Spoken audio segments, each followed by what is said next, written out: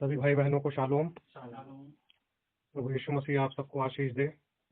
उम्मीद है कि आप सब लोग ठीक होंगे। आइए हम वचन में से पढ़ने के लिए निकालें याकूब की पत्री, उसका पहला अध्याय और उसकी 19वीं आयत।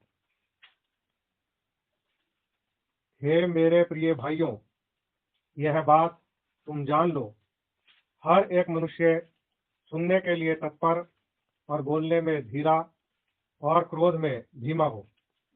परमेश्वर के पवित्र वचन के पढ़े और सुने जाने पर उसकी आशीष हो। आमीन। आइए दुआ करें। प्यारे अनुग्रहकारी दयालु स्वर्गीय पिता, आपका हृदय से धन्यवाद देते हैं प्रभु, आज की इस सुबह के लिए, आपके अनुग्रह के लिए, आपकी दया के लिए। प्यारे प्रभु यीशु मसीह, आपका पवित्र वचन पढ़ा गया है, आपके पढ़े गए वचन पर प्रभु आपकी आशीष हो। विनती करते हैं प्रभु जी कि अपने वचन के द्वारा हमारे हृदय से बात करें और हम पर अपना अनुग्रह करें। प्रभु हमें बुद्धि दे, हमें समझ दे और अपना ज्ञान दे प्यारे प्रभु, ताकि प्यारे प्रभु जी हम भली भांति आपकी सेवा कर सके प्यारे प्रभु, और अपने वचन के प्रकाश में चलने के लिए अनुग्रह प्रदान करें। जो भाई बहन यहाँ पर आ चुके हैं उनके लिए धन्यवाद देते हैं, आप उन्हें आशीष दें। जो भाई बहन फोन के माध्यम से जुड़े हैं या बाद में ऑडियो के माध्यम से सुनेंगे, आप सबको आशीषित करना। हम अपने आप को आपके पवित्र हाथों में देते हैं और इस सुबह आपका अनुग्रह चाहते हैं। अपने पवित्र आत्मा के द्वारा मार्गदर्शन करें और अपने वचन में से होकर हमसे बात करें। विनती प्रभु यीशु मसीह के नाम में मांगते हैं, आमीन। आमीन। आप लोग बैठ सकते हो। प्रभु यीशु मसीह आप सबको बहुत आयत से आशीष दे। आज का जो हमारा विषय है वो है लिसनिंग एंड स्पीकिंग, सुनना और बोलना। इस विषय पर हम थोड़ा सा गौर करेंगे। और हालांकि ये जो विषय मैंने चुना है, सुनना और बोलना, इसके कई एक एंगल हो सकते हैं और अलग अलग एंगल्स में इंसान इस विषय को देख सकता है। दृष्टिकोण कोई भी हो, लेकिन हमारा जो दृष्टिकोण है आज के संदेश के लिए ये थोड़ा सा अलग है। तो हम इसी विषय पर अपने ध्यान को केंद्रित करेंगे। तो क्योंकि ये विषय चुना गया है, सुनना और बोलना, लिसनिंग एंड स्पीकिंग, तो प्रभु अनुग्रह करे कि इन बातों को आप लोगों के सामने रखा जा सके।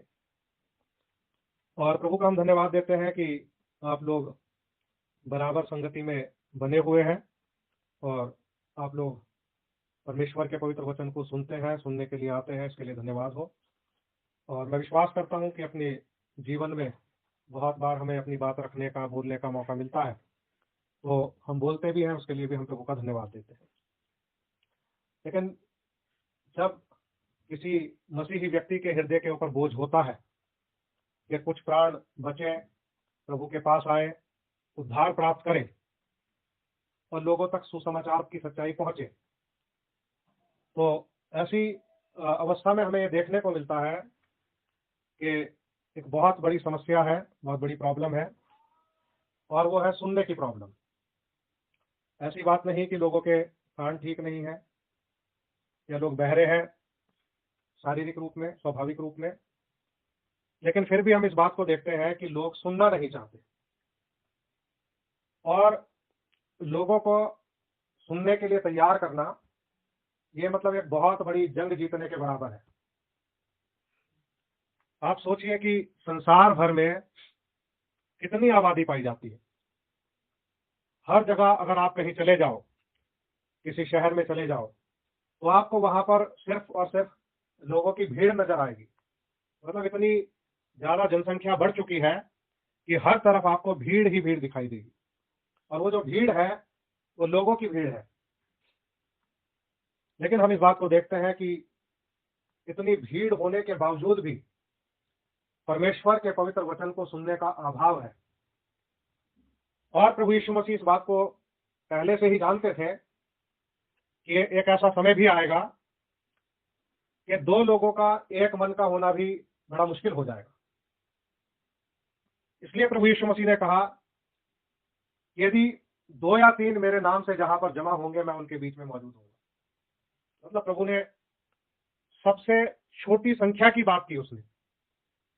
उसने कुछ 100 लोगों की बात नहीं की, उसने कुछ 1000 लोगों की बात नहीं की, जैसा कि हम जानते हैं कि जब कोई दुनिया में प्रोग्राम होता है तो जो बड़े प्रसिद्ध लोग होते हैं उनकी ये डिमांड होती है कि भाई हम प्रोग्राम करने तो आएंगे या आ जाएंगे, वहां पर लोग कितने जमा होंगे, कितने लोग आ सकते हैं।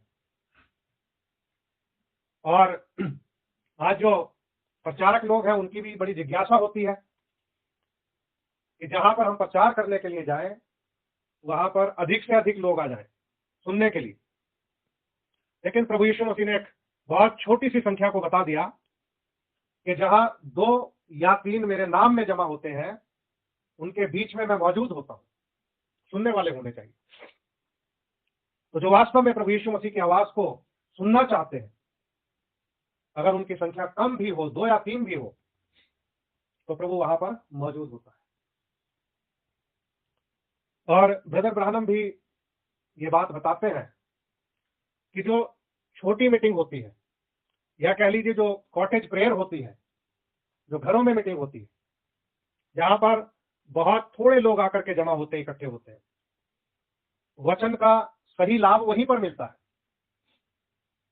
अगर मान लीजिए आप यहां पर बैठे हो, थोड़े से हो, गिनती के लोग हो, लेकिन अगर ये जो घर है ये पूरा कमरा भर जाए, वो भी भर जाए, उधर भी सब फुल हो जाए, तो आपका आधा ध्यान तो इस बात पर चला जाएगा कि भैया कितने लोग बैठे हो, सुनने से फोकस हट जाएगा।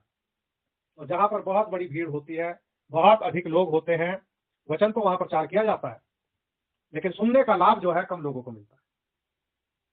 जो वास्तव में वचन को सुनने के लिए जाते हैं उन्हें बहुत कम लोग जो है उसका लाभ उठा पाते हैं। तो लिसनिंग एंड स्पीकिंग, सुनना और बोलना।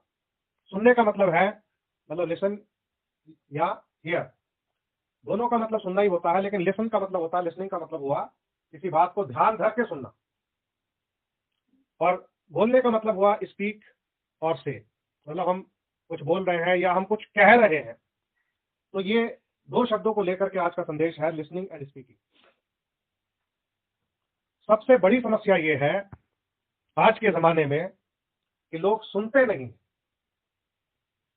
अगर मान लीजिए किसी व्यक्ति की किसी आत्मिक कमजोरी के बारे में पता हो, हम जानते हो कि भाई इस व्यक्ति की आत्मिक कमजोरी ये है और इस क्षेत्र में वचन के द्वारा काम होना चाहिए, प्रार्थना करते हैं, एक विषय को तैयार करते हैं, लेकिन अगर वो व्यक्ति सुनने के लिए तैयार ही ना हो, या उस तक संदेश तो पहुंचे लेकिन वो संदेश को सुने ना, तो उस व्यक्ति को उसका कुछ भी लाभ नहीं होगा।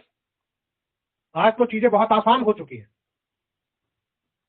एक समय था जब चिट्ठी लिखने का जमाना था, तो लोग लेटर लिखा करते थे। आप सोच लीजिए कि एक जो अंतर्देशीय पत्र कार्ड जो होता था, नीले रंग का लिफाफा, स्काई ब्लू कलर का, उसमें आप अगर बारीक बारीक भी लिख दो तो कितना लिख सकते हो।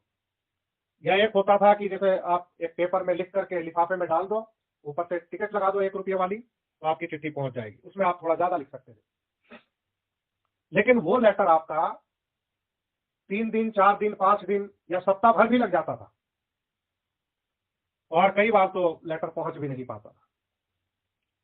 मैं जब चिट्ठी लिखा करता था तो मैं इस उम्मीद से चिट्ठी लिखा करता था, मैं ये सोचता था कि आज मैंने चिट्ठी लिख दी है, मान लीजिए सोमवार है, मैं पोस्ट करके आ गया हूं, तो मैं ये उम्मीद रखता था कि शायद बृहस्पतिवार तक चिट्ठी पहुंच जाएगी, और वो व्यक्ति जो है अगर फ्राइडे या सैटरडे को भी चिट्ठी लिख करके पोस्ट कर दे तो वो बुधवार तक मेरे पास चिट्ठी पहुंच जाएगी। तो चिट्ठी लिख तो दिया करते थे, लेकिन उसका इंतजार करते रहते थे, और उधर से कोई जवाब ही नहीं आता था, उधर से कोई चिट्ठी नहीं लिखी जाती थी। फिर इंसान कोशिश करता था कि चलो एक और चिट्ठी लिख दे, फिर कोई जवाब आ जाए। तो वो जमाना ऐसा था कि उसमें लेटर लिखते थे, इंतजार करना पड़ता था, जवाब आएगा। आप मान लीजिए, आप 10 दिन मान लीजिए, 8 दिन मान लीजिए कि इतने दिन आपको रुकना पड़ेगा, तब आपके पास जवाब आएगा, अगर कोई जवाब देने वाला हुआ तो। वो जमाना ऐसा था। उसके बाद में हम देखते हैं कि लैंडलाइन फोन चल गए, सभी घरों में फोन नहीं होते थे, तो इंसान एसटीडी से जाकर के कॉल करता था, जिसके पास पैसे होंगे वो कॉल कर लेगा, और बातचीत भी वो लंबी नहीं कर सकता, छोटी बात होती थी। फिर मोबाइल का जमाना आ गया। मोबाइल का जो जमाना था ये 2000 के आसपास की जो बात है, सन 2000 के आसपास की, तब एक कॉल सुनने के लिए, 1 मिनट की कॉल सुनने के लिए आपको 7 रुपये खर्च करने पड़ते थे। कितना मुश्किल होता था। कॉल करना और सुनना दोनों बड़ा महंगा था। धीरे धीरे इनकमिंग कॉल जो है वो फ्री हो गई। उसके बाद कुछ ऐसी सुविधाएं मिलने लगी कि आप, अगर आपके पास एयरटेल का नंबर है तो आप 2 नंबरों पर बात कर सकते हो जितना मर्जी चाहे। तो इस प्रकार की सुविधाएं आई। फिर 4 नंबरों की सुविधाएं आई। फिर उसके बाद में धीरे धीरे फिर आप अपना रिचार्ज कीजिए, जितना आपको बात करनी है कीजिए। लेकिन मैं कहता हूं इस समय चाहे रिचार्ज महंगे होते हो, लेकिन बातचीत करने के लिहाज से फिर भी सस्ता है। आप जितना मर्जी चाहे जिससे बात कर लो, उसका कोई लिमिट नहीं है बातचीत करने की। आप दिन रात कॉल करते रहिए, कोई मना ही नहीं। कितना सस्ता हो गया है। मैं कहता हूं अगर इसका रेट डबल भी हो जाए तो अभी बातचीत करने के लिहाज से वो सस्ता ही है। और आज आप इंटरनेट भी देखते हैं, वीडियो देखते हैं, न्यूज देखते हैं, बाइबल की आप बात देख लीजिए, कुछ मैसेज सुनना है सुन लीजिए। लेकिन जब दिलों की दूरियां होती है ना, तो चाहे सब कुछ मुफ्त में हो जाए तो अभी इंसान बात नहीं करेगा। आज सब कुछ फ्री हो चुका है, लेकिन लोग फोन नहीं करते। लोगों को अगर फोन करो तो फोन उठाते नहीं है। अगर उनको ये पता भी चल गया कि हाँ किसी ने कॉल किया है तो बैक कॉल भी नहीं करेंगे। चलो 1-2 बार हो जाए, इंसान कह दे कि मैं भूल गया था, ध्यान नहीं रहा। लेकिन जिसने बात नहीं करनी उसने बात नहीं करनी। और हमेशा लोगों के पास में जो है वो बहाने रहते। तो हमारा विषय जो है सुनना और बोलना, लिसनिंग एंड स्पीकिंग।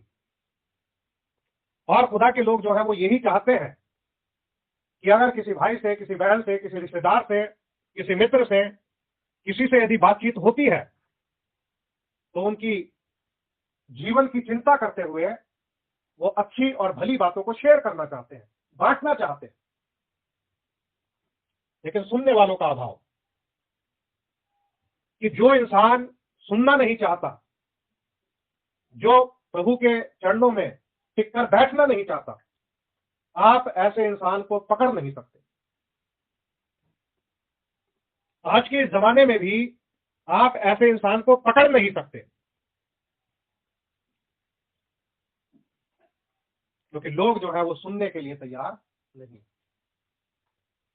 और जो लोग सुनने के लिए तैयार नहीं है, जो लोग सुनना नहीं चाहते, वो बोलने में बहुत गड़बड़ करते हैं। उनके बोलने में बहुत गड़बड़ होती है, क्योंकि जो सुनेगा नहीं उसको ये कभी नहीं पता चलेगा कि मुझे क्या बोलना चाहिए और क्या नहीं बोलना चाहिए, कहां मुझे बोलना चाहिए, कहां मुझे चुप रहना चाहिए। ये कुछ ऐसे क्षेत्र हैं, ऐसे विषय हैं जिन पर अगर इंसान रोज भी बात करता रहे तो वो कम है।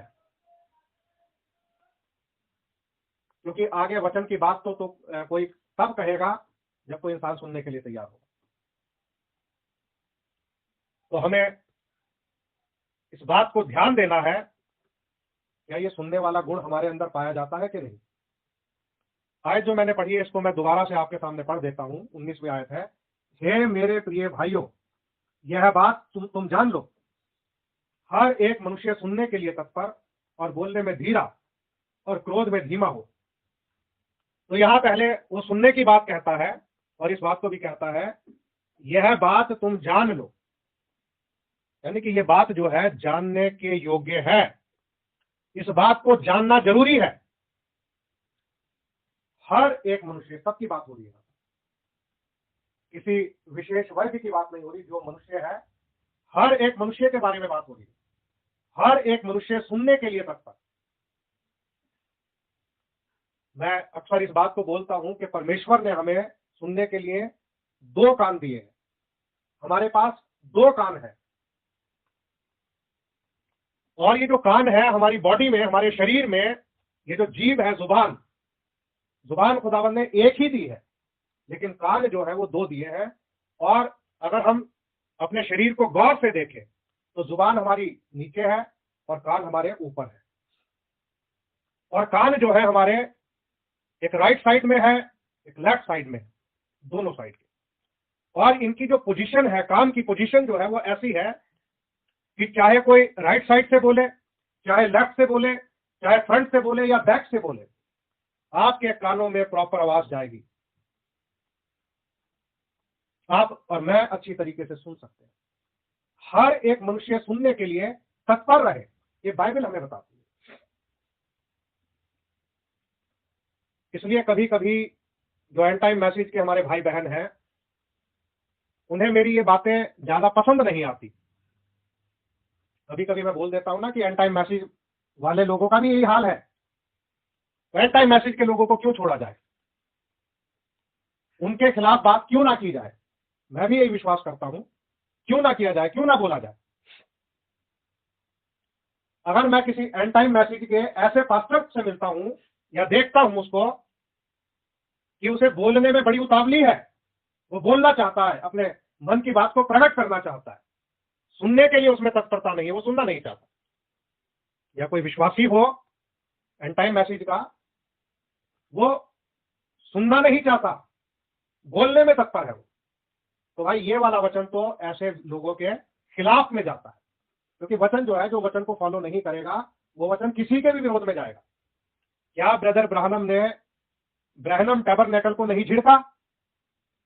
वो अपने संदेशों में ब्रहनम टैबरनेकल को क्या लगाते हैं? लताड़ लगाते हैं, डांटते हैं, फटकारते हैं। क्यों करते हैं ऐसा? इसलिए करते हैं ताकि पाप जो है कलीसिया के अंदर ना पनपे। बाइबल तो ये बताती है कि न्याय की शुरुआत उसके अपने लोगों से होती है, खुदा के घर से होती है। तो इसलिए वचन जहां भी लगे जाकर के उसको बोलना चाहिए, मैं ये विश्वास करता हूं। तो हर एक मनुष्य सुनने के लिए तत्पर और बोलने में धीरा और क्रोध में धीमा।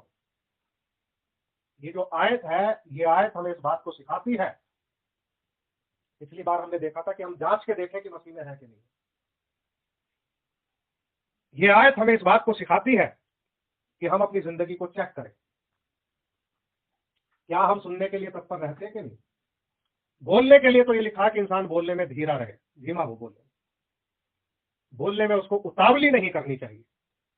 लेकिन जहां तक सुनने की बात है, सुनने के लिए इंसान तत्पर रहे।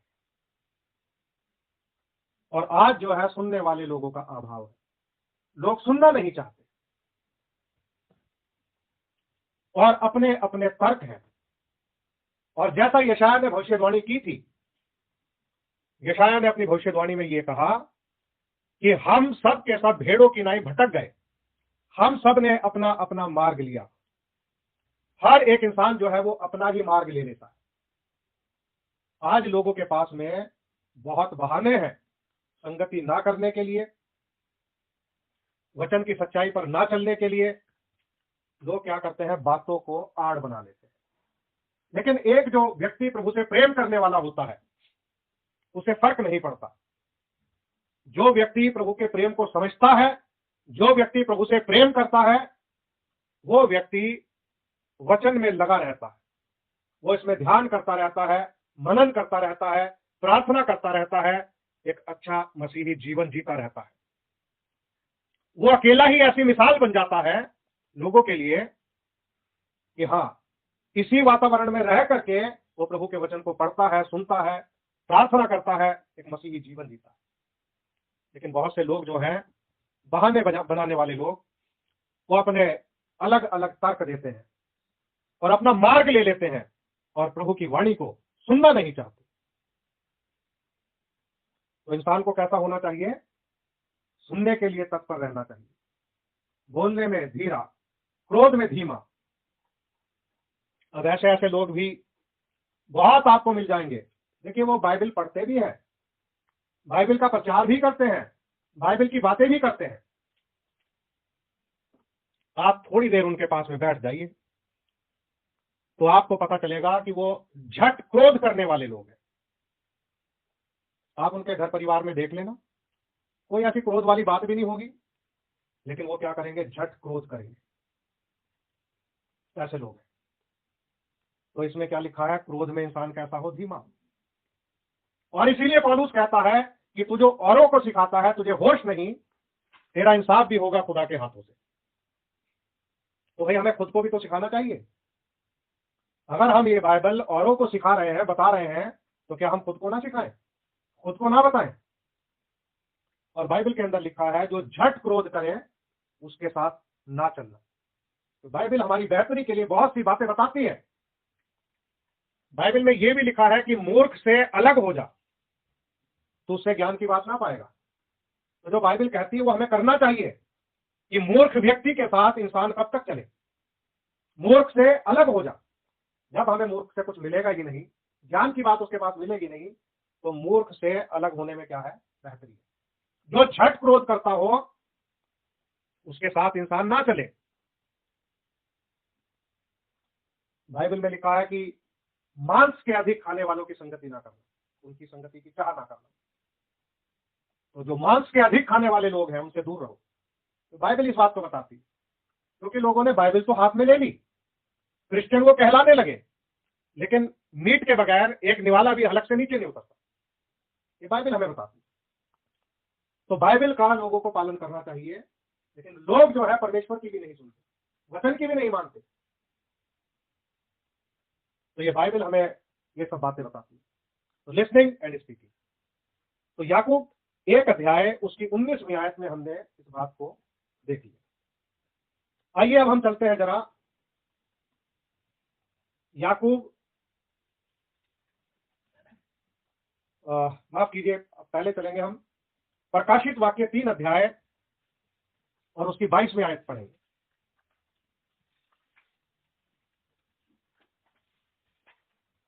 3 अध्याय उसकी 22वीं आयत। जिसके कान हो वह सुन ले कि आत्मा कलीसियाओं से क्या कहता है। तो बाइबल हमें यह बात बता रही है कि जिसके कान हो वह सुन ले कि आत्मा कलीसियाओं से क्या कहता है।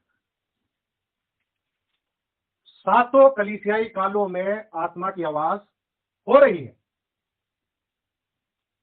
और हर जगह इस बात को आया कि जिसके कान हो वह सुन ले, जिसके कान हो वह सुन ले कि आत्मा कलीसियाओं से क्या कहता है। तो क्या आत्मा की आवाज को लोग आज सुन रहे हैं? क्योंकि आत्मा की तो आवाज है, आत्मा, परमेश्वर का आत्मा कुछ कह रहा है, लोगों से बातचीत कर रहा है, लेकिन उस आवाज को सुनने के लिए लोगों के पास टाइम नहीं। लोगों के पास समय है मोबाइल के अंदर जो बातें हैं उनको सुनने के लिए।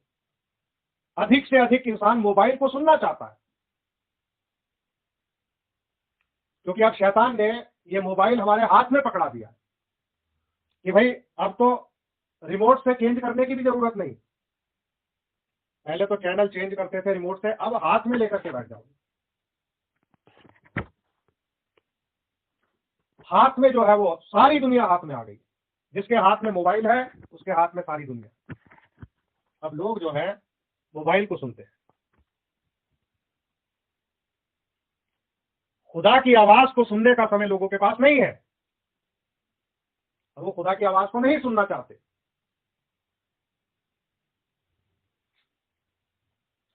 तो जिसके कान हो वह सुन ले कि आत्मा कलीसियाओं से क्या कहता है। ये आ गया हमारा लिसनिंग में, सुनने में। अब अगर इंसान सुनेगा ही नहीं तो उसको क्या पता चलेगा कि आत्मा ने क्या बोल दिया, आत्मा इस युग में क्या बोल रहा है, या आत्मा ने पिछले युगों में क्या बात की है। जब तक इंसान सुनेगा नहीं उसको कैसे पता चलेगा। आत्मा की आवाज को जानने के लिए सुनना बहुत जरूरी है। अगर एक इंसान सुन ले प्रभु क्या कहना चाहता है, उसके बाद में वो कुछ ढंग की बात बोल सकता है। कुछ ऐसी बात अपने मुख से वो बोल सकता है जो औरों के लाभ की हो, जो परिवार के लाभ की हो, जो बच्चों के लाभ की हो, जो आम लोगों के लाभ की हो। जब तक इंसान सुनेगा नहीं तो उसको ये नहीं पता चलेगा मुझे क्या बोलना चाहिए।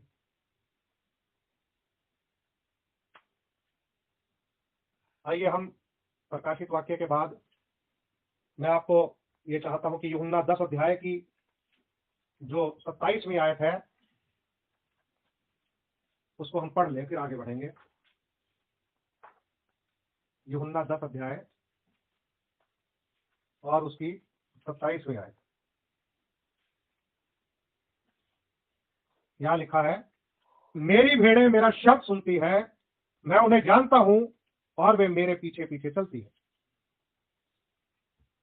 अब सुनने की जो क्षमता है वो भेड़ के अंदर पाई जाती है।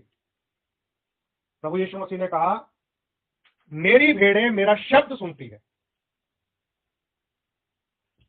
इसका मतलब यह हुआ, जो लोग वचन को सुनने में इंटरेस्टेड नहीं है, जो खुदा के लोगों की बात सुनना नहीं चाहते, उनके अंदर भेड़ वाला स्वभाव नहीं है, वो सुनने की क्षमता उनके अंदर नहीं है। क्योंकि भेड़ जो है, अगर कोई प्रभु यीशु मसीह की भेड़ है तो वो केवल प्रभु यीशु मसीह की आवाज को सुनेगी और उसके कानों तक उसकी आवाज पहुंच जाएगी। क्योंकि भेड़ जो है वो काफी दूर तक का सुन लेती है, ना केवल वो सुनती है बल्कि उस आवाज को भी वो पहचान लेती है। ये एक बहुत विशेष बात है, मैं आपके साथ ये कहना चाहूंगा। देखिए, जब कभी भी परमेश्वर अपने आत्मा के द्वारा अपने लोगों से बात करता है तो उसमें जो उसके चुने हुए लोग हैं, जो उसकी भेड़ें हैं, जिनमें भेड़ वाला गुण पाया जाता है, सुनने की क्षमता है, वो पवित्र आत्मा की आवाज को सुनेंगी और उसको पहचान लेंगी कि ये आवाज मेरे मालिक की है। अब आप इस पुलपिट पर ला करके किसी और प्रचारक को खड़ा कर दीजिए, मैं कहता हूं कि हो सकता है कि वो प्रचारक एंड टाइम मैसेज का भी हो, लेकिन अगर परमेश्वर का आत्मा उसके द्वारा बात नहीं कर रहा तो एक जो भेड़ जो है, प्रभु यीशु मसीह की भेड़ जो है, उस संदेश को सुन के विचलित हो जाएगी, परेशान हो जाएगी, अनकंफर्टेबल फील करेगी, उसे घुटन महसूस होगी।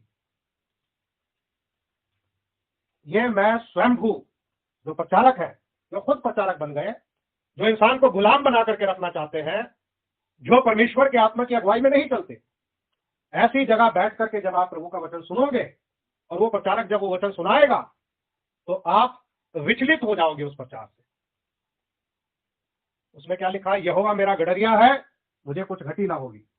वो मुझे हरी हरी चराइयों में ले जाता है, वो मुझे सुखदाई जल के झरने के पास ले जाता है, वो मेरे जी में जी ले आता है।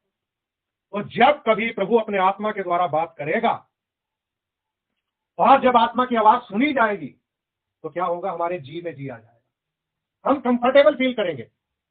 अब यीशु मसीह से कोई उसकी भेड़ भाग थोड़ी सकती है, वो उसके पास आएगी क्योंकि वो उसको पहचानती है कि वो वहीं पे उसको आराम मिलता है, वहीं उसको जल मिलता है, खाने की चीज मिलती है, उसके जान में जान आ जाती है।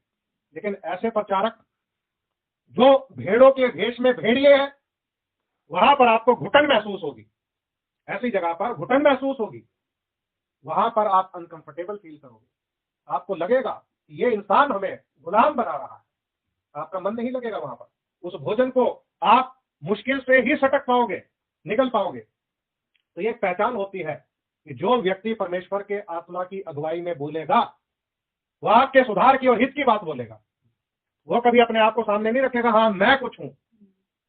बहुत सारे प्रचारक मैं करते रहते हैं, अपने गुणगान गाते रहते हैं, अपने बारे में प्रचार करते रहते हैं, अपने बारे में बस बताते हैं। ये पुलपिट वो जगह नहीं है कि जहां पर एक व्यक्ति अपने बारे में प्रचार करे।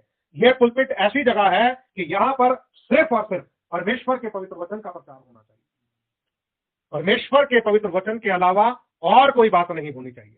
यहाँ पर चुटकुलों की जगह नहीं है, ये यहाँ चुटकुले सुनाएं, लोगों को हंसाने की जगह नहीं है कि लोगों को हंसाएं, किससे कहानियां बताएं कि लोगों में इंटरेस्ट पैदा करके रखें। नहीं, जो परमेश्वर के पवित्र लोग हैं, जो चुने हुए लोग हैं, उनका इंटरेस्ट वचन से ही बनता है, वो वचन के द्वारा ही तृप्त होते हैं।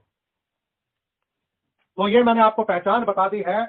कभी भी किसी के द्वारा आप वचन सुनो, आप पहचान जाना कि उसके पीछे से कौन बात कर रहा है, ये परमेश्वर का आत्मा बात कर रहा है या कोई और आत्मा बात कर रहा है। इस बात को मत देखना कि ये प्रचारक एंड टाइम मैसेज का है।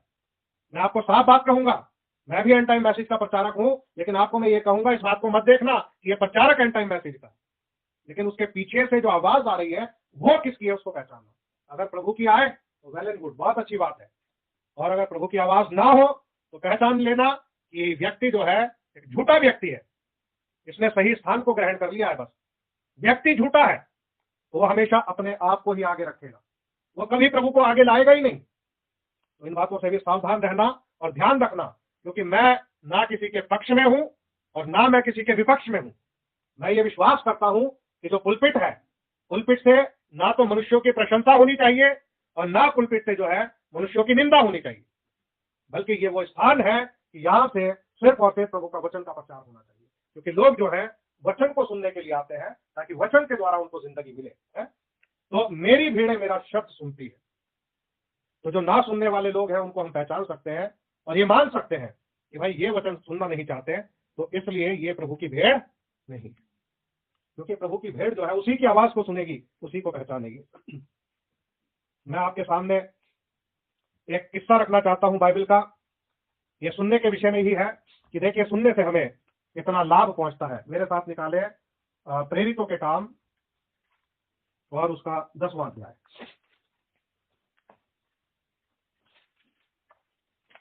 प्रेरितों के काम और उसका 10वां अध्याय, और मैं आपके सामने पहले 1 से लेकर 8 आयत तक पढ़ूंगा, फिर आगे बढ़ेंगे। कैसरिया में कुरनेलियस नाम एक मनुष्य था जो इतालियानी नामक पलटन का सूबेदार था। वह भक्त था और अपने सारे घराने समेत परमेश्वर से डरता था और यहूदी लोगों को बहुत दान देता और बराबर परमेश्वर से प्रार्थना करता था। उसने दिन के तीसरे पहर के निकट दर्शन में स्पष्ट रूप से देखा कि परमेश्वर का एक स्वर्गदूत उसके पास भीतर आकर कहता है, हे कुरनेलियस। उसने उसे ध्यान से देखा और डरकर कहा, हे प्रभु क्या है? उसने उससे कहा, तेरी प्रार्थनाएं और तेरे दान स्मरण के लिए परमेश्वर के सामने पहुंचे हैं, और अब याफा में मनुष्य भेजकर शमौन को, जो पतरस कहलाता है, बुलवा ले। वह शमौन चमड़े का धंधा करने वाले के यहाँ अतिथि है, जिसका घर समुद्र के किनारे है। जब वह स्वर्गदूत जिसने उससे बातें की थी चला गया, तो उसने 2 सेवक और जो उसके पास उपस्थित रहा करते थे उनमें से एक भक्त सिपाही को बुलाकर और उन्हें सब बातें बताकर याफा को भेजा। यहां पर हमें क्या सीखने को मिलता है कि कुरनेलियस से एक स्वर्गदूत ने बातें की। यहां पर हम सुनने की बात कर रहे हैं, और सुनना कितना जरूरी है और सुनने से क्या लाभ होता है, और हमें जो बात बताई गई है उसका जो बिल्कुल अंत है वहां तक उसको सुन के समझ लेना चाहिए बात को। तो कुरनेलियस ने उस स्वर्गदूत की बातों को ध्यान से सुन लिया और अपने मन में उन बातों को बसा लिया। उसको पता चल गया कि स्वर्गदूत ने मुझसे ये बातें कही। अब कुरनेलियस आगे क्या करता है हम साथ में आज देखेंगे। जब वह स्वर्गदूत जिसने उससे बातें की चला गया, तो उसने 2 सेवक और जो उसके पास उपस्थित रहा करते थे उनमें से एक भक्त सिपाही को बुलाया। 2 सेवकों को लिया और एक भक्त सिपाही को लिया। ये भी भक्त व्यक्ति, अब ये चुनाव भी ऐसे लोगों का कर रहा है जो भक्त है, और उन्हें सब बातें बताकर याफा को भेजा। अगर कुरनेलियस स्वर्गदूत की बात को ध्यान से ना सुनता तो सेवकों को क्या बताता? अगर वो खुद ही ध्यान से ना सुनता तो सेवकों को वो कुछ बता ही नहीं सकता था। लेकिन कुरनेलियस ने स्वर्गदूत की बातों को ध्यान से सुना और सेवकों को बता दिया और सिपाही को। तो यहां पर हम देखते हैं, और उन्हें सब बातें बताकर याफा को भेजा। सारा डिटेल उनको बता दिया। अब ये जो 2 सेवक थे और एक सिपाही था, इनको अपना उद्देश्य मालूम था। इनको उद्देश्य मालूम था कि ये याफा को क्यों जा रहे हैं, क्या पर्पस है इनका याफा को जाने का। अब इनको समझ में आ गया था कि हम जो याफा को जा रहे हैं वहां से हमें पतरस को लेकर के आना है, पतरस को यह संदेश देना है। अब देखिए, जब संदेश ट्रैवल करता है, एक स्थान से दूसरे स्थान को जाता है, तो उसका जो भाव जो है वो मरना नहीं चाहिए, उसकी जो सच्चाई है वो बदलनी नहीं चाहिए। अब फरिश्ते ने, स्वर्गदूत ने कुरनेलियस को एक संदेश दिया। वही संदेश कुरनेलियस ने अपने सिपाही को और सेवकों को समझा दिया। एक एक बात उनको पक्की रीति से बता दी, क्योंकि अब इनका यह काम था कि जाकर के पतरस को बुला करके लेके, और वहां पर जाके इन्होंने सारी बातों का क्या है वर्णन कर दिया। हम बीच का ये हिस्सा नहीं पढ़ रहे हैं जो पतरस वाला है। अब हम पढ़ेंगे इसकी 23वीं आयत से कि जब पतरस कुरनेलियस के घर पर आता है, 23वीं आयत, तब उसने उन्हें भीतर बुलाकर उनकी पहुनाई की। दूसरे दिन वह उनके साथ गया और याफा के भाइयों में से कुछ उसके साथ हो लिए। दूसरे दिन वे कैसरिया पहुंचे और कुरनेलियस अपने कुटुंबियों और प्रिय मित्रों को इकट्ठा करके उनकी बात जो रहा था। जब पतरस भीतर आ रहा था तो कुरनेलियस ने उससे भेंट की और उसके पांवों पर गिरकर उसे प्रणाम किया, परंतु पतरस ने उसे उठाकर कहा, खड़ा हो, मैं भी तो मनुष्य हूं। यहां मैं एक छोटा सा सेंटेंस जरूर बोलना चाहूंगा कि जो क्रिश्चियन लोग जिनका कभी कोई पैर छूता है, बहुत से हमने देखा है, बच्चे हैं, बहुत से लोग हैं, वो क्या करते हैं, उनको संस्कार दिया जाता है, पैर, आप बड़ों के पैर छू लीजिए। और इसी तरीके से क्रिश्चियन लोगों के भी लोग क्या करते हैं, पैर छूते हैं। तो मैं ये कहना चाहूंगा, पतरस से यहाँ पर ये बात सीख ले। पतरस क्या कह रहा है? परंतु पतरस ने उसे उठाकर कहा, खड़ा हो, मैं भी तो मनुष्य हूं। और उसके साथ बातचीत करता हुआ भीतर गया और बहुत से लोगों को इकट्ठे देखकर तो यहाँ पर इस बात को कहना चाहिए कि भाई हम भी तो मनुष्य हैं, हम भी मनुष्य हैं, आप भी मनुष्य हो, बेटा हमारे पैर मत छुओ। तो अपने पैरों को मत छुआओ, बता दो कि हम भी इंसान हैं, आप भी इंसान हैं। तो आगे बढ़ते हैं। उनसे कहा, तुम जानते हो कि अन्य जाति की संगति करना या उसके यहाँ जाना यहूदी के लिए अधर्म है, परंतु परमेश्वर ने मुझे बताया है कि किसी मनुष्य को अपवित्र या अशुद्ध ना कहूं। इसीलिए मैं जब बुलाया गया तो बिना कुछ कहे चला आया। अब मैं पूछता हूं कि मुझे किस काम के लिए बुलाया गया? कुरनेलियस ने कहा, इसी घड़ी पूरे 4 दिन हुए मैं अपने घर में तीसरे पहर प्रार्थना कर रहा था, तो देखो एक पुरुष चमकीला वस्त्र पहने हुए मेरे सामने आ खड़ा हुआ और कहने लगा, हे कुरनेलियस, तेरी प्रार्थना सुन ली गई है और तेरे दान परमेश्वर के सामने स्मरण किए गए हैं। इसलिए किसी को याफा भेजकर शमौन को, जो पतरस कहलाता है, बुला। वह समुद्र के किनारे शमौन चमड़े का धंधा करने वाले के घर में अतिथि है। तब मैंने तुरंत तेरे पास लोग भेजे और तूने भला किया जो आ गया।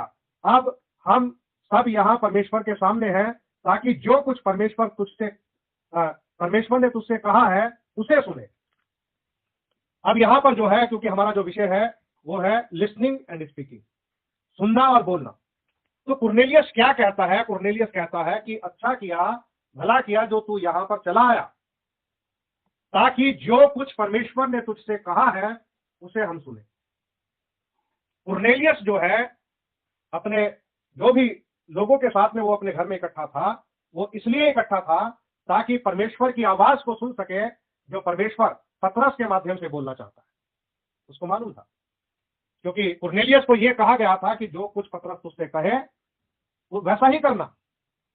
तेरे दान, तेरी प्रार्थनाएं सब स्वीकार कर ली गई है, लेकिन अब तुझे आगे ये काम करना है। क्योंकि पतरस जो था, चुना हुआ व्यक्ति था और एक सच्चा व्यक्ति था, सच्चाई का प्रचार करने वाला व्यक्ति था, पवित्र आत्मा से भरा हुआ व्यक्ति था, परमेश्वर की उपस्थिति उसके साथ रहती थी। तो इसलिए जब पतरस को बुलाया तो कुरनेलियस का यह विचार था कि जो कुछ परमेश्वर ने तुझसे कहा है उसे हम सुने। उसे सुनना चाहते हैं, ये शरारत नहीं करनी, उसे सुनना चाहते हैं जो कुछ परमेश्वर ने उससे कहा। तो आप देखिए कि सुनने का महत्व, जो प्रभु के चुने हुए लोग होते हैं वो सुनने के लिए तत्पर रहते हैं, वो सुनना चाहते हैं और सुनने से हमेशा लाभ होता है। और बाइबल हमें यही बताती है, विश्वास सुनने से और सुनना मसीह के वचन से होता है।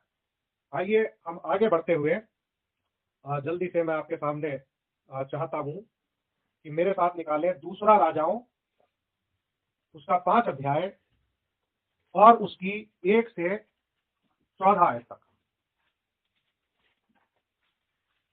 दूसरा राजाओं 5 अध्याय 1 से 14 आयत तक।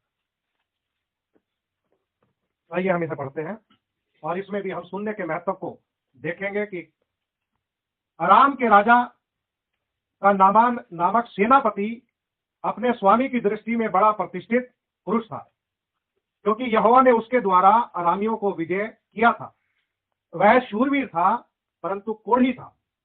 अरामी लोग दल बांधकर इस्राएल के देश में जाकर वहां से एक छोटी लड़की बंदी बनाकर ले आए थे और वह नामान की पत्नी की सेवा करती थी। उसने अपनी स्वामिनी से कहा, यदि मेरा स्वामी शोमरोन के भविष्यद्वक्ता के पास होता तो क्या ही अच्छा होता, क्योंकि वह उसको कोढ़ से चंगा कर देता। रुएल, इधर देखो बेटा।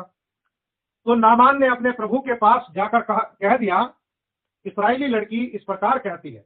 अब हम देखते हैं कि एक छोटी लड़की बंधुआई में लाई गई थी और जब उसने देखा कि मेरा स्वामी जो है वो कोढ़ी है, तो छोटी काम करने वाली लड़की ने कहा अपनी स्वामिनी से कि क्या ही भला होता कि अगर मेरा स्वामी शोमरोन के भविष्यद्वक्ता के पास होता तो वहां पर वो कोढ़ से चंगा हो जाता।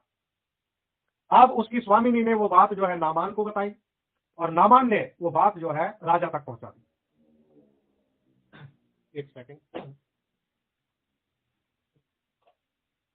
कोई बात नहीं, एक सेकंड वेट कर लीजिए।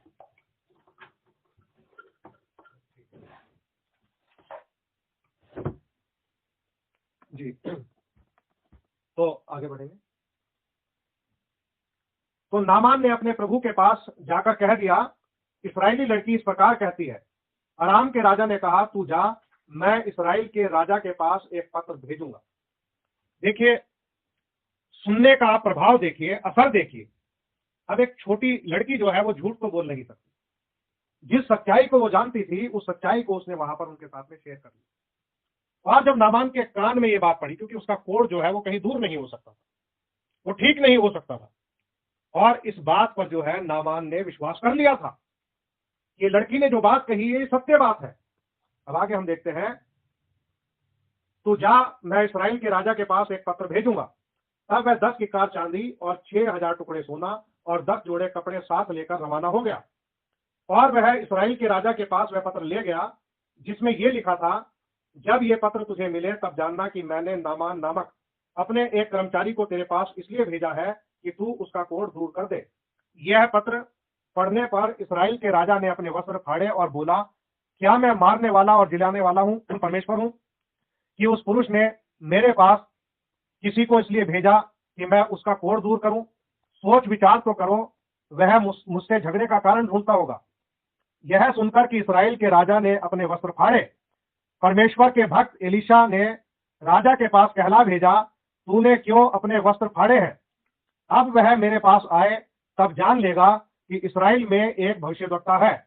तब नामान घोड़ों और रथों समेत एलीशा के द्वार पर आकर खड़ा हुआ।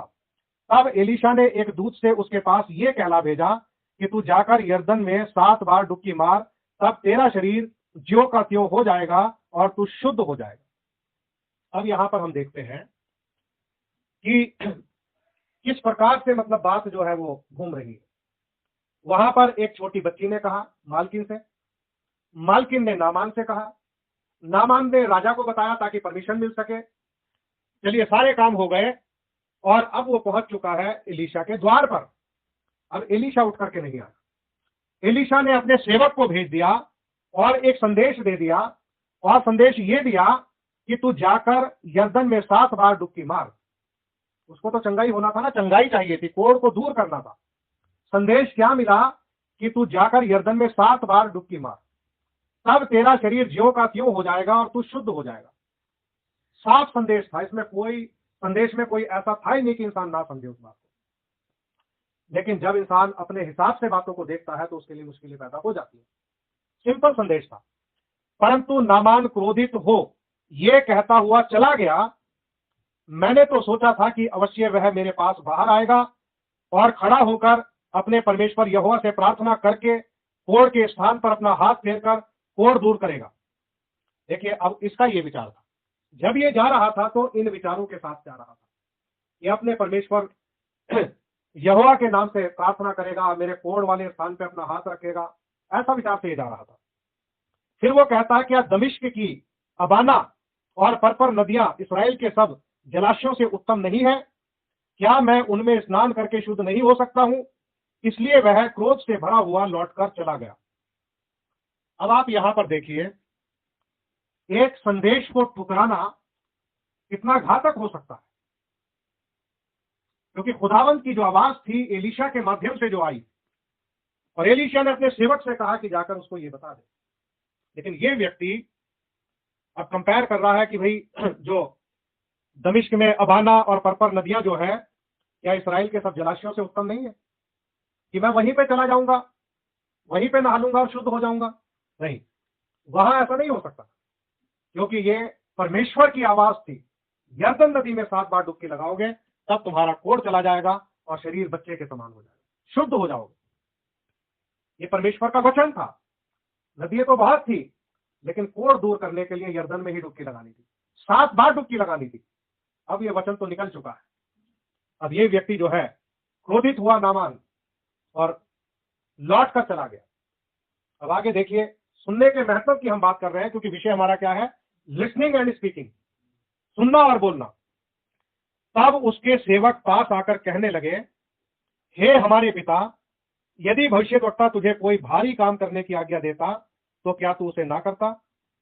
फिर जब वह कहता है कि स्नान करके शुद्ध हो जा, तो कितना अधिक इसे मानना चाहिए।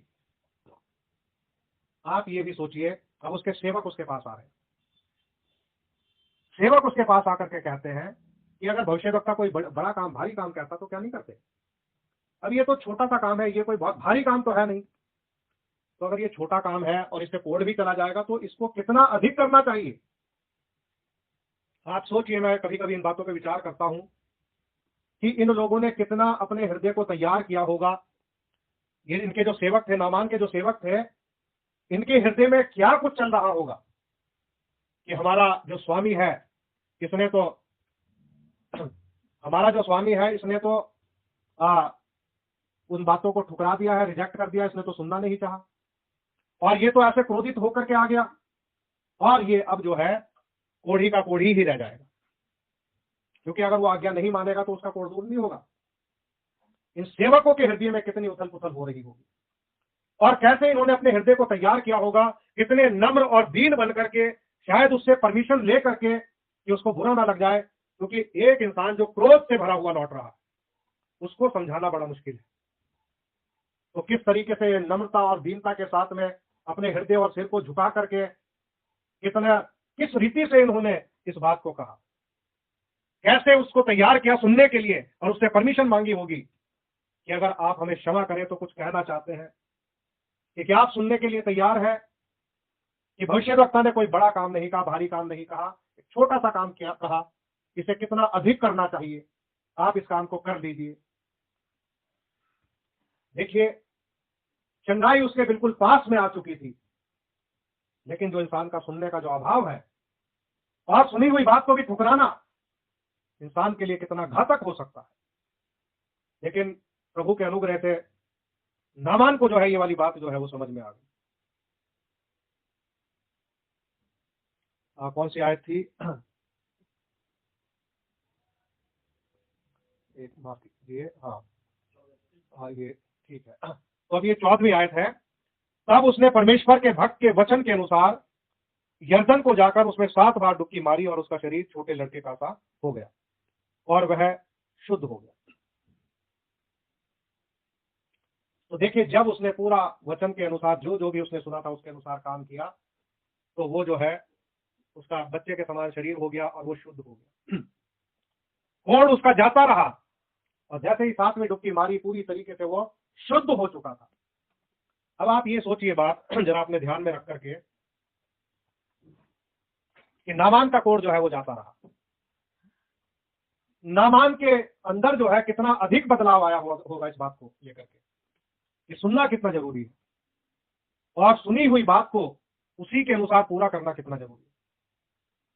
इस महत्व को जो है अब नामान जो है वो समझ चुका है। कुरनेलियस जो है, जब उसने वैसा किया तो वचन के सुनने वालों पर पवित्र आत्मा उतर गया, उनको जिंदगी मिल गई, मसीह का जीवन उनको मिल गया। तो सुनना कितना जरूरी है। और आज जो लोग सुनना नहीं चाहते उनके लिए यही बात है कि उनको सुनना चाहिए, क्योंकि विश्वास सुनने से और सुनना मसीह के वचन से होता है। समय काफी हो गया है, जल्दी जल्दी हम थोड़ा सा बोलने के बारे में कुछ आयतें देख लेते हैं और उसके बाद में इस विषय को हम समाप्त करेंगे। मेरे साथ आप निकालें नीति वचन और उसका 18वां अध्याय। नीति वचन और उसका 18वां अध्याय और उसकी 21वीं आयत। 18 अध्याय की 21वीं आयत। जीव के वश में मृत्यु और जीवन दोनों होते हैं, और जो उसे काम में लाना जानता है वह उसका फल भोगेगा। और हम बोलते कैसे हैं? जीभ से बोलते हैं, हम अपनी जुबान का इस्तेमाल करते हैं बोलने के लिए। बाइबल ने क्या कहा? जीव के वश में मृत्यु और जीवन दोनों होते हैं, और जो उसे काम में लाना जानता है वह उसका फल भोगेगा। अक्सर लोग इस बोलते हुए डरते नहीं, और मसीही लोगों में भी ये बीमारी पाई जाती है। जो मुंह में आया वो बोल दिया, जो मुंह में आया वो बोल दिया। लेकिन बाइबल क्या बताती है? जीव के वश में, हमारी ये जो जीव है ना, इसके वश में मृत्यु और जीवन दोनों ही है। अगर हम इसका दुरुपयोग करेंगे तो हमें मृत्यु मिलेगी, अगर हम इसका सदुपयोग करेंगे तो हमें जिंदगी मिलेगी।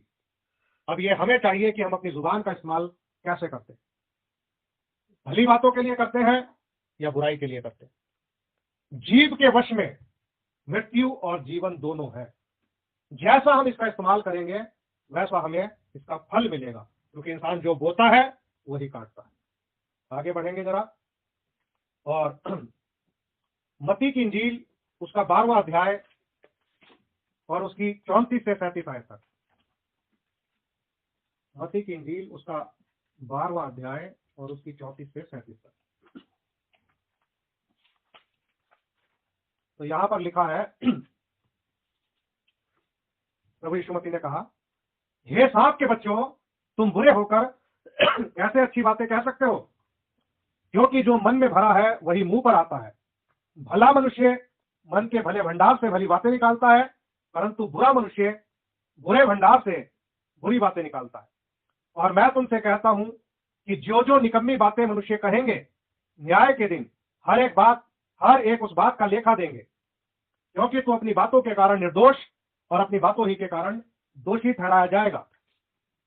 तो वचन ने साफ बोल दिया कि तू अपनी बातों के कारण निर्दोष और अपनी बातों के कारण दोषी ठहरेगा। और जो जो निकम्मी बातें मनुष्य कहेंगे, न्याय के दिन हर एक बात का लेखा देंगे। अब अगर हमें अपनी बातों का लेखा देना है, प्रभु ने हमारी बातों का हमसे लेखा लेना है, तो हमें निकम्मी बातें नहीं बोलनी चाहिए। कोई भी बुरी और निकम्मी बात हमारे मुंह से नहीं निकलनी चाहिए, क्योंकि प्रभु यीशु मसीह हर एक बात का लेखा देगा। और लोग, जो इंसान परमेश्वर का भय मानता है, परमेश्वर से डरता है, वो अपने सोच समझ के बोलेगा। ऐसा नहीं कि मुंह में कुछ भी आ गया और बोल दिया। बाइबल हमें यह बताती है कि परमेश्वर ने हमें आशीष का भागी होने के लिए ठहराया है, तो हम आशीष दें और श्राप ना दें। लोग क्या करते हैं, अपने मुंह से श्राप दे देते हैं। वो कहेंगे जा मर जा, ऐसी ऐसी बातें बोलेंगे, दफा हो, मर जा, परे जा, न जाने क्या क्या बोलेंगे। ये क्या है? सब श्राप ही है। तो हमारे मुख से ऐसी बात नहीं निकलनी चाहिए। मेरे साथ आप निकालें इफिसियों की पत्री और उसका 4 अध्याय और उसकी 29 आयत। इफिसियों 4 अध्याय की 29वीं आयत। कोई गंदी बात तुम्हारे मुंह से ना निकले, पर आवश्यकता के अनुसार वही निकले जो उन्नति के लिए उत्तम हो, ताकि उससे सुनने वालों पर अनुग्रह हो।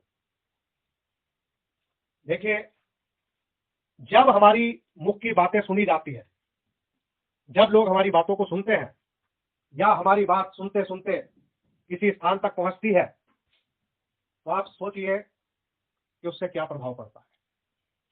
अगर हम कोई निकम्मी बात बोल रहे हैं और वो किसी के कान में पड़ जाएगी, तो आप समझिए निकम्मी बात हम जिसको बोल रहे हैं उसके ऊपर तो अनुग्रह नहीं होगा आपकी बात के कारण, और आपके ऊपर से भी अनुग्रह जाता रहेगा। क्योंकि ये जो गंदी बातें जो है, निकम्मी बातें जो है, ये अनुग्रह को दूर करती है, अनुग्रह को दूर करती है।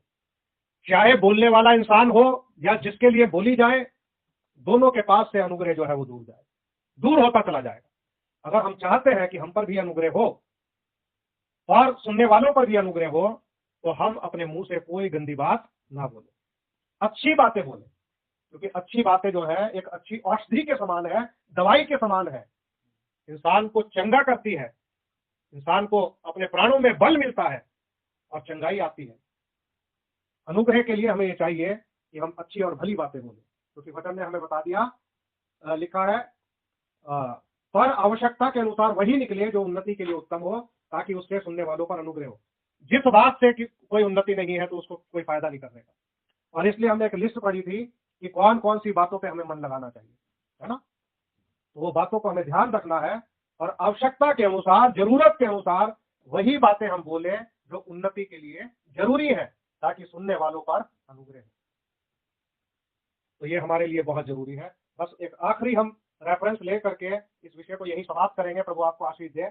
मेरे साथ निकाले याकूब की पत्री और उसका 3रा अध्याय, उसकी पहली आयत से हम लोग पढ़ेंगे। हे मेरे भाइयों, तुम में से बहुत उपदेशक ना बने, क्योंकि जानते हो कि हम उपदेशक और भी दोषी ठहरेंगे। इसलिए कि हम सब बहुत बार चूक जाते हैं। जो कोई वचन में नहीं चूकता वही तो सिद्ध मनुष्य है और सारी देह पर भी लगाम लगा सकता है। जब हम अपने वश में करने के लिए घोड़ों के मुंह में लगाम लगाते हैं, तो हम उनकी सारी देह को भी घुमा सकते हैं। देखो, जहाज भी यद्यपि ऐसे बड़े होते हैं और प्रचंड वायु से चलाए जाते हैं, तो अभी एक छोटी सी पतवार के द्वारा माझी की इच्छा के अनुसार घुमाए जाते हैं, वैसे ही जीभ भी एक छोटा सा अंग है और बड़ी बड़ी डींगे मारती है, और देखो छोटी सी आग से कितने बड़े वन में आग लग जाती है। छठी आयत में इस वाली बाइबल से पढ़ूंगा, इसका मुझे ट्रांसलेशन थोड़ा ज्यादा अच्छा लगता है। छठी आयत में इधर से पढ़ता हूँ।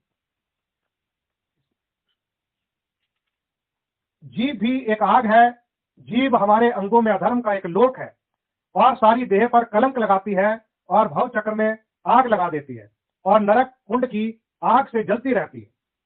आप देखिए कि जुबान जो है कितनी भयंकर चीज है। यानी कि घोड़ों के मुंह में लगाम लगाई जाती है तो उनकी सारी देह को भी लगाम से फेर लिया जाता है।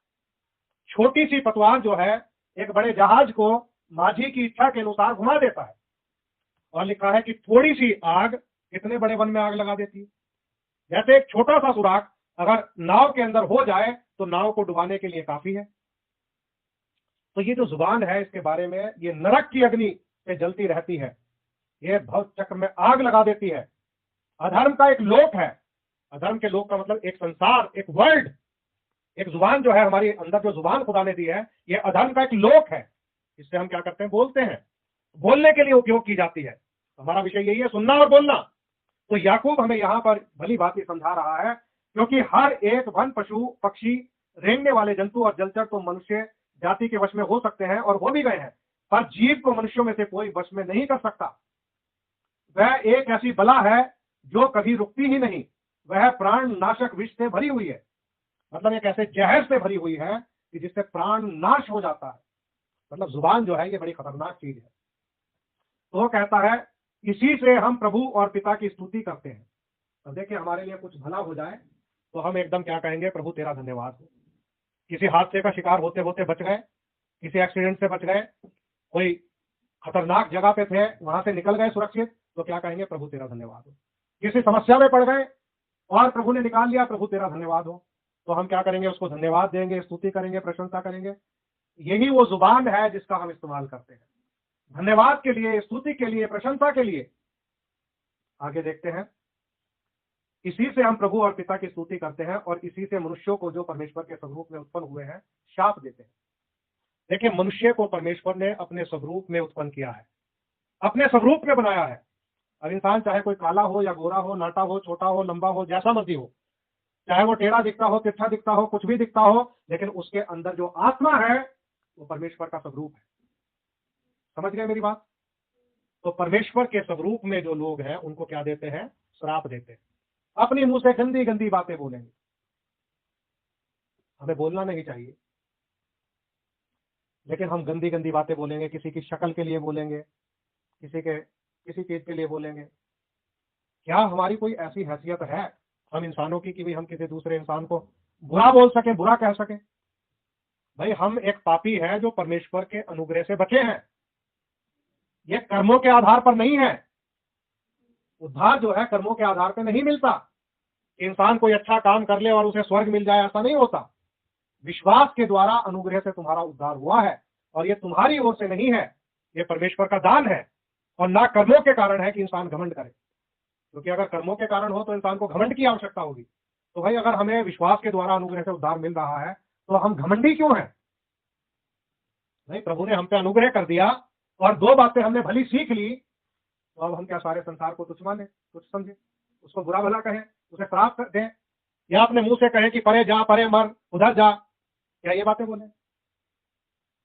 लेकिन लोग ऐसा बोलते हैं, क्योंकि याकूब यहां पर बता रहा है कि परमेश्वर के स्वरूप में उत्पन्न हुए हैं, शाप देते हैं। इसी जुबान से स्तुति, प्रशंसा, धन्यवाद भी हो रहा है, और इसी जुबान से शाप भी दिया जा रहा है। अगर हम किसी को बुरा कुछ भी कहते हैं वो शाप ही है। एक ही मुंह से धन्यवाद और शाप दोनों निकलते हैं। हे मेरे भाइयों, ऐसा नहीं होना चाहिए। अब वो समझा रहा है बात, हे मेरे भाइयों ऐसा नहीं होना चाहिए कि उसी से हम स्तुति प्रशंसा कर रहे हैं, उसी से शाप दे रहे हैं। अब वो उदाहरण देता है, क्या सोते के एक ही मुंह से मीठा और खारा दोनों, खारा जल दोनों निकलता है? अब कोई सोता है या तो उसमें से खारा जल निकलेगा या मीठा निकलेगा, एक ही प्रकार का जल निकलेगा। अगर मीठा है तो मीठा निकलेगा, खारा है तो खारा निकलेगा। हे मेरे भाइयों, क्या अंजीर के पेड़ में जैतून और दाख की लता में अंजीर लग सकते हैं? अब वो वृक्ष का भी उदाहरण दे रहा। ऐसा तो नहीं हो सकता ना कि अगर कोई दाख लता है उसमें तो अंजीर नहीं लग सकते। वैसे ही खारे सोते से मीठा पानी नहीं निकल सकता। तो ये जुबान की बात है कि लिसनिंग एंड स्पीकिंग, सुनना और बोलना, कि हम क्या सुनते हैं और क्या बोलते हैं। बोलने के लिए हमारे जीवन में परिवर्तन की जरूरत है जो सुनने से आता है। अगर हम सुनना शुरू करेंगे तो हमारे बोलने में सुधार होता चला जाएगा। बेशक अभी हम बहुत सारी बातों में चूक जाते हैं। जितना हम वचन को सुनेंगे, सीखेंगे, अच्छी संगति करेंगे, बाइबल में लिखा है कि बुद्धिमान के संग संगति कर तो बुद्धिमान हो जाएगा। तो हम कितने लोग बुद्धिमानों को ढूंढ रहे हैं कि भाई कोई बुद्धिमान हो जिसके साथ में हम संगति कर सकें। लोग नहीं तलाश करते, नहीं देखते कि किसके पास हमें बुद्धि की बात मिलेगी, कहां पर बैठे तो हमें दो बातें अच्छी सीखने को मिले, कोई बुद्धि की बात मिले। अगर हम सुनेंगे तो विश्वास सुनने से और सुनना मसीह के वचन से होता है। तो हमारे जीवन के अंदर सुनने के द्वारा सुधार होगा। फिर हम जान सकेंगे कि हाँ हमें क्या बोलना चाहिए। फिर बोलने में हमसे ज्यादा चूक नहीं होगी और इस तरीके से प्रभु हमसे प्रसन्न होगा। और अगर हम अपनी जुबान का सही रीति से इस्तेमाल करेंगे तो हमें जीवन मिलेगा। सदुपयोग करेंगे, अच्छा उपयोग करेंगे। और अगर हम अपनी जुबान का जैसा मर्जी उपयोग करने लगे तो उससे क्या है, हमें मृत्यु ही मिलेगी। खुदा से दूर रहने का मतलब यह है जिंदगी से दूर रहना। प्रभु आप सबको आशीष दे और अपनी महिमा के लिए इस्तेमाल करें। आज का हमारा संदेश इतना ही है। प्रभु आपको आशीष दे। भाई के लिए दुआ करेंगे। भाई की कमर में तकलीफ भाई ने बताई है, प्रभु अनुग्रह करे और वो अपने विश्वास के अनुसार अपनी चंगाई को ग्रहण कर सके, विश्वास को थामे रह सके। ऐसे हम दुआ करते हैं। आप भी जो विश्वास करते हैं भाई की तरफ अपना ऐसा हाथ कर सकते हैं। तो भाई के लिए हम दुआ करेंगे। सर्वशक्तिमान अनुग्रहकारी दयालु स्वर्गीय पिता प्रभु यीशु मसीह, आपका हृदय से धन्यवाद देते हैं प्रभु आज के इस सुंदर समय के लिए, आज के इस दिन के लिए प्रभु जी जो आपने हमें दिया प्रभु, और हमने अपना कुछ समय प्रभु आपकी संगति में बिताया है। इसके लिए हम धन्यवाद देते हैं प्रभु जी। आपके पवित्र वचन को हमने सुना है और प्यारे प्रभु आपके वचन में से हमने बात को भी सीखा है और सुना है प्यारे प्रभु कि आपने कहा कि विश्वास करने वालों के ये चिन्ह होंगे कि वो बीमारों पर हाथ रखेंगे और बीमार अच्छे हो जाएंगे। आपके वचन से हमने ये भी सुना है कि जो कुछ भी तुम मुझसे मेरे नाम में मांगोगे वो मैं तुम्हारे लिए करूंगा। प्यारे प्रभु यीशु मसीह आप हमारे बीच में मौजूद है। हम ये चाहते हैं कि भाई विक्की की कमर में जो भी तकलीफ है, जो भी झटका आया है प्रभु जी, आप प्यारे प्रभु भाई को चंगा करें। आप हमारे बीच में मौजूद है प्रभु जी। हम आपसे विनती करते हैं, प्रार्थना करते हैं कि प्रभु जी आप भाई पर अपना अनुग्रह करें, दया करें और इनकी कमर की तकलीफ को प्रभु आप दूर करें, क्योंकि आप ही हमारे चंगा करने वाले परमेश्वर हैं, जो हमारे सारे अधर्म को क्षमा करते हो और सब लोगों को चंगा करते हो। हम आपके नाम प्रभु यीशु मसीह में ये विनती करते हैं कि प्रभु आप अपना स्पर्श भाई को दें और अपना अनुग्रह करें, भाई के भूल चूक अपराधों को क्षमा करें प्रभु और अपनी दया दृष्टि इनके ऊपर रखें और भाई को पूरी तरीके से भला, चंगा और स्वस्थ करना प्रभु, ताकि खुदावंद इनके जीवन से उत्पन्न होने वाली गवाही आपकी महिमा का कारण हो। हम प्रभु सारा आदर महिमा आपको देते हैं और विश्वास करते हैं कि जो कुछ मांगा है वो मिल गया है और ये हो जाएगा। खुदावंद प्रभु यीशु मसीह, मैं आपका दास होने के नाते भाई की कमर पर हाथ रखता हूँ प्यारे प्रभु यीशु मसीह, और खुदावंद इनकी चंगाई का दावा पेश करता हूँ प्रभु यीशु मसीह के नाम में। और मैं इस कमर की तकलीफ को आज्ञा देता हूँ प्रभु यीशु मसीह के नाम में बाहर निकला, यीशु के नाम में बाहर निकला, सारा दर्द तकलीफ प्रभु यीशु के नाम में जाती है। भाई प्रभु यीशु मसीह की महिमा के लिए भले, चंगे और स्वस्थ हो जाएगा। थैंक यू लॉर्ड जीसस, प्रभु यीशु मसीह के नाम में दुआ मांगते हैं, आमीन। Thank you. आइए हम सब अपने स्थानों पर खड़े हो जाएंगे और हे हमारे पिता की दुआ करेंगे। हे हमारे पिता, तू जो स्वर्ग में है, तेरा नाम पवित्र माना जाए, तेरा राज्य आए, तेरी इच्छा जैसे स्वर्ग में पूरी होती है वैसे ही पृथ्वी पर भी हो। हमारे दिन भर की रोटी आज हमें दे। जिस प्रकार हमने अपने अपराधों को क्षमा किया है, तो भी हमारे अपराध में क्षमा कर। हमें परीक्षा में न ला, परंतु बुराई से बचा, क्योंकि राज्य और पराक्रम और महिमा सदा तेरे ही है, आमीन। अब हमारे प्रभु यीशु मसीह का अनुग्रह अब से लेकर हमेशा तक खुद ईमानदारों पर और इस छोटे से झुंड पर होता रहे, आमीन। सभी भाई बहनों को शालोम। प्रभु आप सबको आशीष दे।